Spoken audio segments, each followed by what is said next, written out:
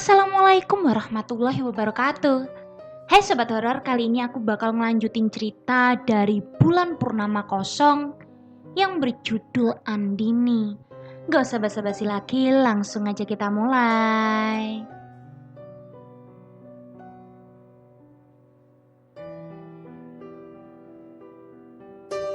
Lima bulan yang lalu.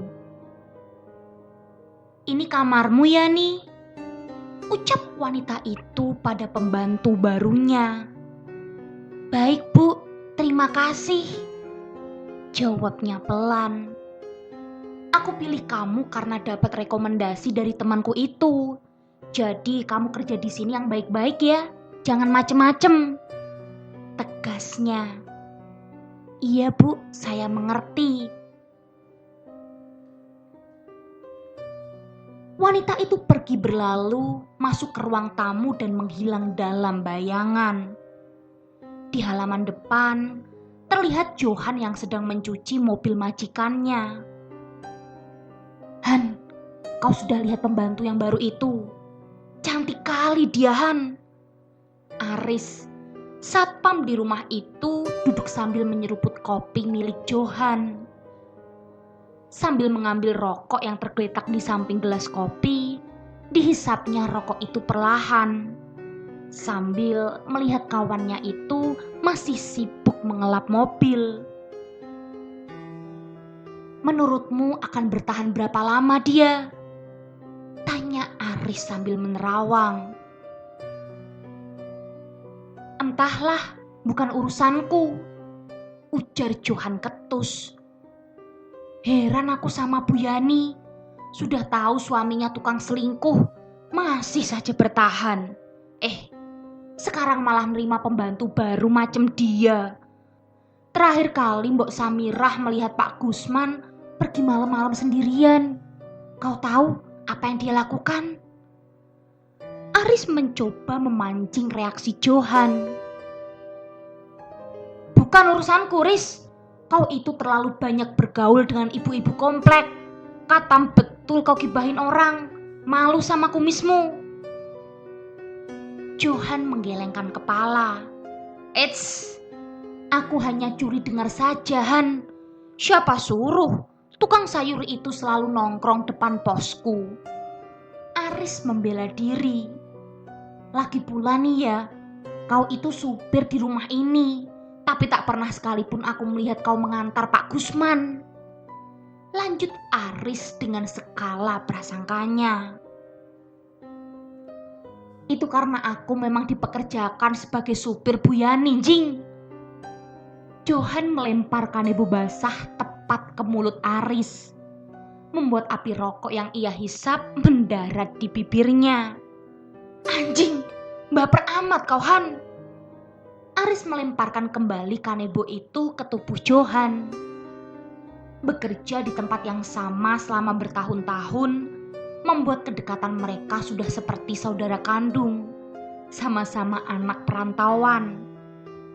Aris dan Johan yang tidak pernah akur jika bicara, namun itulah yang membuat pertemanan mereka awet sampai saat ini. Seminggu telah berlalu. Tak ada hal aneh yang terjadi semenjak pembantu baru itu datang. Sampai suatu malam, Aris yang tengah berjaga dan hendak mengambil air galon yang habis di dapur umum, ia mendapati pembantu baru yang semua orang kenal sebagai Aini itu sedang duduk di halaman depan kamarnya. Permisi mbak.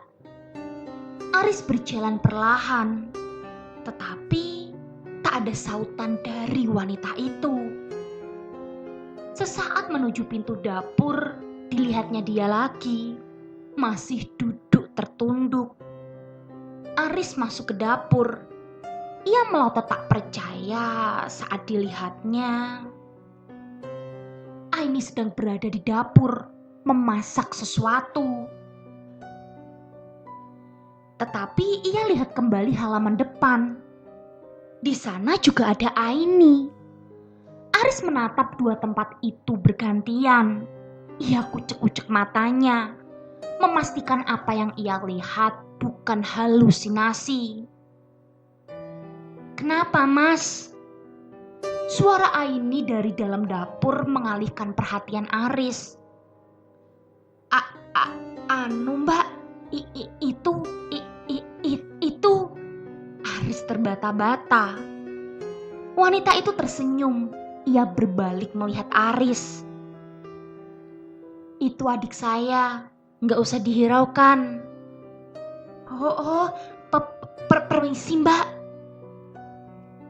Aris yang tadinya ingin mengambil air, langsung lari terbirit-birit pergi menuju pos satpamnya. Ia lihat wanita itu masih duduk tertunduk.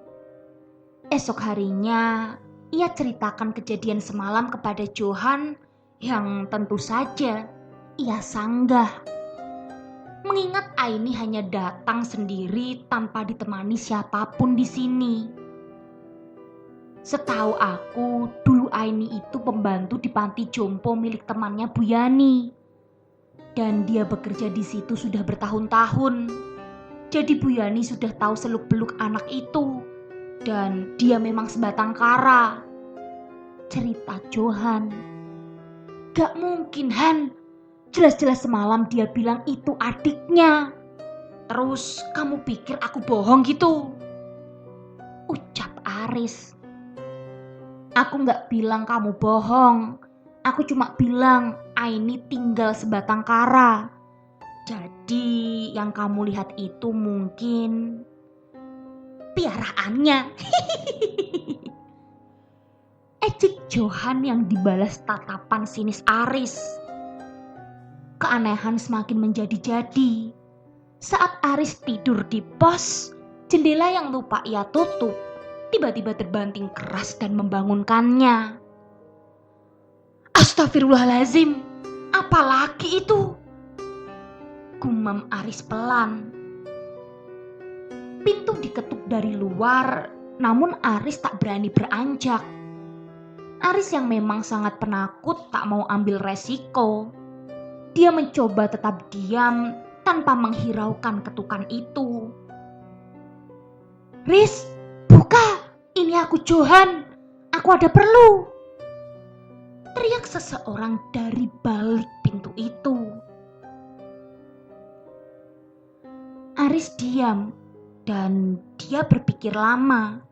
Tidak mungkin si Johan yang ia kenal sangat acuh itu malam-malam datang ke sini. Lagi pula, untuk apa tengah malam dia datang? Pasti orang seperti dia dalam keadaan segenting apapun akan menunggu sampai besok pagi. "Riz, cepat buka!" Suara itu semakin keras. Aris langsung meraih ponsel yang dia simpan di atas meja dan menghubungi nomor Johan untuk memastikannya. "Angkat, Jing!" bisik Aris, dan seketika suara teriakan pun berhenti. Lama terhubung, akhirnya telepon dari Aris diangkat oleh Johan. "Apaan sih, Su? Malam-malam ganggu orang tidur saja." Suara Johan terdengar kesal. Han, kamu gak di depan pos aku?" Aris mulai meringis. "Ngomong apa sih? Aku lagi tidurlah di kontrakan. Ngapain aku ke situ? Udahlah, aku tutup nih." "Han, aku takut ini. Tadi aku dengar suara kau dari luar, minta dibukakan pintu." Ucap Aris. "Apaan? Nggak jelas. Aku lagi tidur ini. Itu mungkin adiknya si Aini. Temani aja. Aku tutup ya." Johan malah menutup telepon yang membuat Aris semakin kalap. Punya kawan kok kayak asu banget. Aris meringis ketakutan. Bukannya menghilang, suara di balik pintu itu kini berubah menjadi suara tangisan. Dan berubah kembali menjadi suara tawa. Aris kembali meringkuk, mencoba mengabaikan suara-suara itu.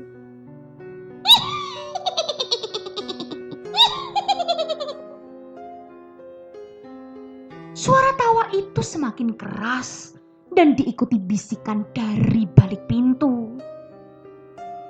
"Antar Aini pulang, Mas. Tolong." Suara itu pelan, namun jelas dari balik pintu itu. "Andini, jangan dekati dia." Suara itu kembali terdengar begitu jelas di telinga Aris. Dia melirik jendela di samping pintu. Dari gorden yang sedikit terbuka itu, dia coba sedikit mengintip. Terlihat sosok wanita dengan rambut panjang terurai menyeringai dari balik jendela.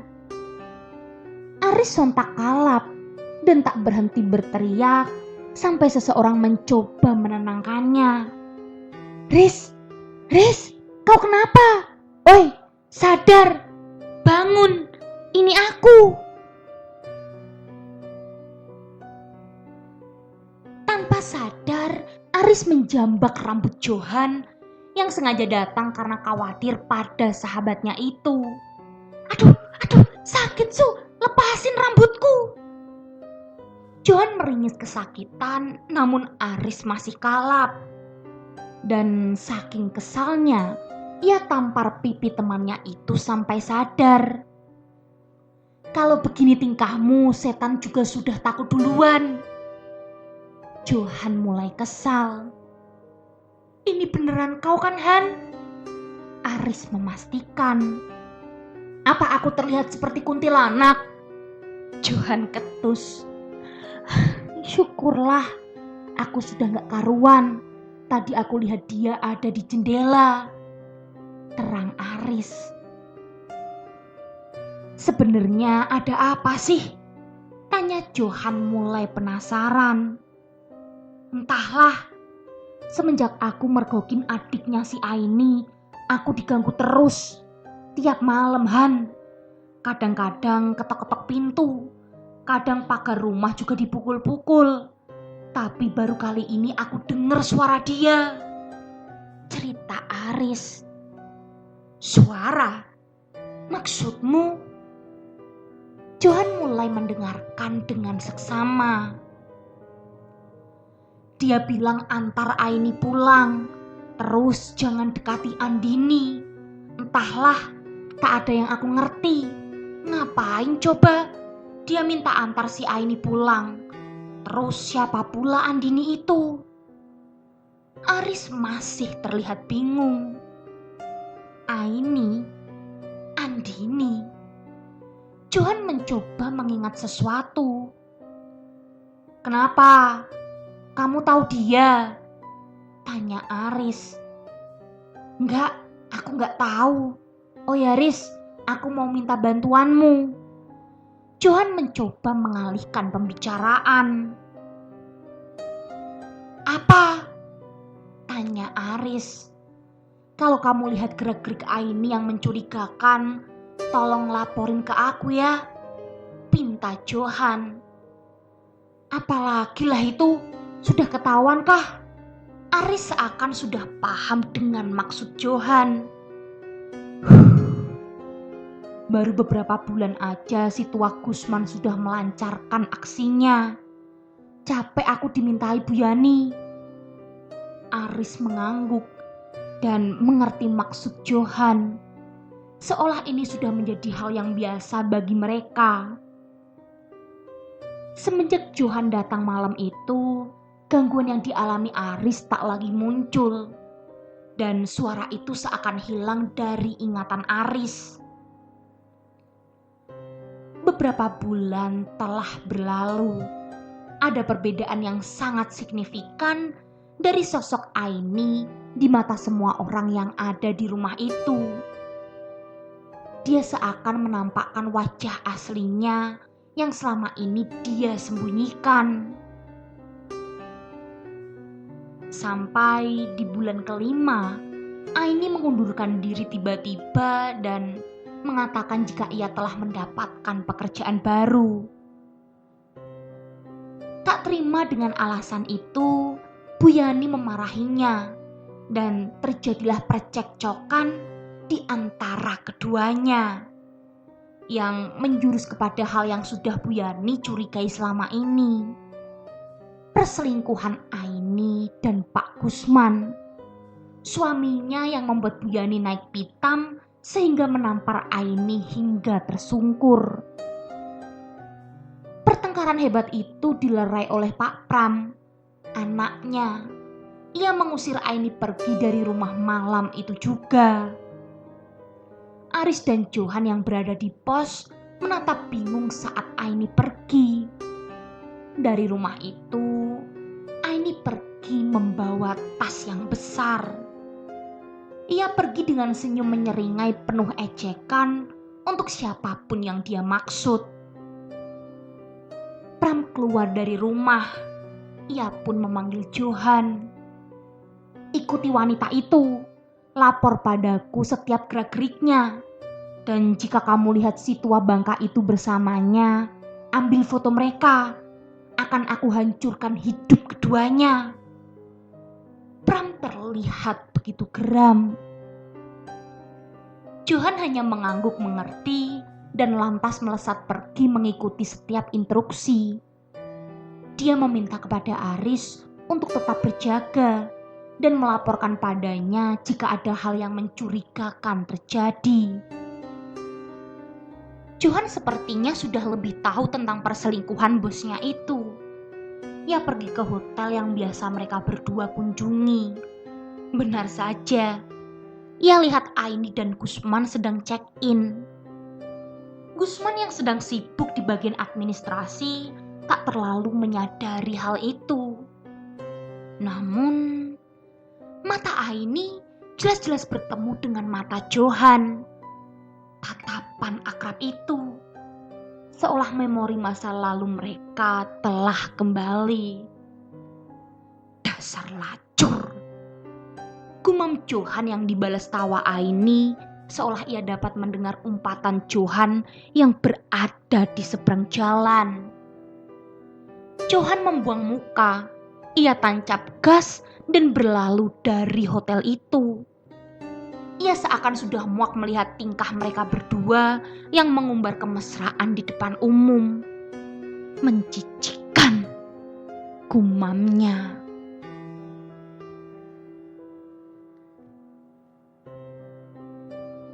Keesokan harinya, Johan datang ke rumah majikannya itu dan langsung menemui Pram, memberikan sesuatu yang ia perintahkan sebelumnya.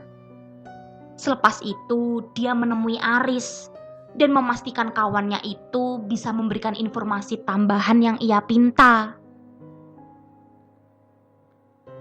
Setelah kamu pergi, Bu Yani ngamuk-ngamuk, Han. Aku aja ngeri lihatnya. Mas Pram kewalahan. Dan pas aku coba bantu, dia suruh aku nungguin di depan kalau ada tamu datang. Cerita Aris. Tamu siapa? Johan mendengar dengan seksama. Gak tahu aku, tamunya gak pernah datang, ujar Aris sambil mengangkat kedua bahunya. Tapi mereka gak akan melakukan hal-hal yang aneh kan? Aku takut, Han, lanjut Aris. Johan tak menjawab, dia hanya terdiam. Pram yang menjaga ibunya semalaman itu tertidur di sofa saat ibunya tak sengaja melihat foto-foto yang dikirimkan Johan berserakan di atas meja.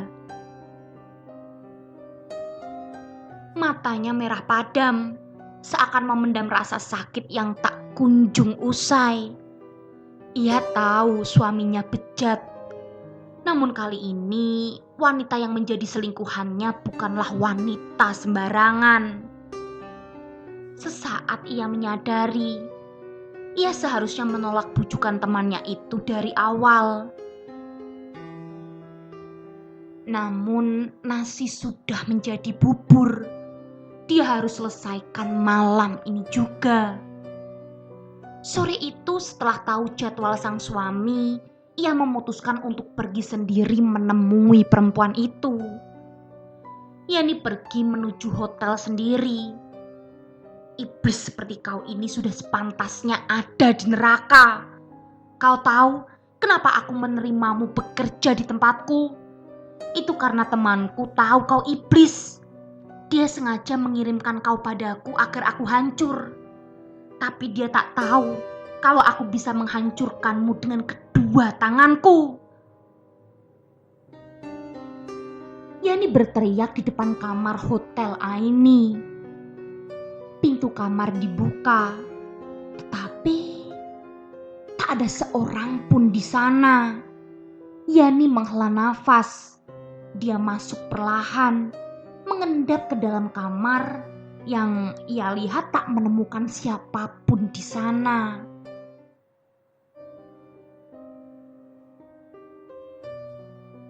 Brak! Pintu ditutup dengan kencang membuat Yani berbalik melihatnya. Tak ada seorang pun di situ. Ia mulai gusar dan kembali berteriak. Keluar kau iblis sialan! Adikmu kau bunuh, teman-temanmu kau korbankan. Apa kau pikir aku tidak tahu apa yang telah kau perbuat? 96 nyawa, ha? Jika aku menghabisimu sekarang juga, semua usahamu sia-sia. Lampu kamar hotel mati seketika. Yani terdiam tak bergerak. Dia berusaha mengumpulkan semua keberanian yang tersisa sampai kedua kakinya ditarik dari belakang. Ia jatuh tersungkur. Goblok, kau pikir aku tak tahu rencana busukmu? Ingin menjadi kaya, awet muda. Kau tahu, dukun bodohmu itu hanya mengantarkanmu kepada kematianmu. Kau marah karena suamimu kurebut. Ambil sana, baunya yang seperti tikus got memuakan. Suara makhluk itu menggelegar mengisi seluruh ruangan. Yani mulai ketakutan. Kepalanya menyentuh sesuatu yang menggantung. Dingin. Ia mencoba untuk memegang benda itu. Dan ternyata itu adalah kaki manusia. Gimana sobat horor? Penasaran kan dengan kelanjutan ceritanya? Bisakah Bu Yani menghadapi Andini? Kalau gitu tunggu kelanjutan ceritanya dan jangan lupa nyalakan lonceng notifikasinya.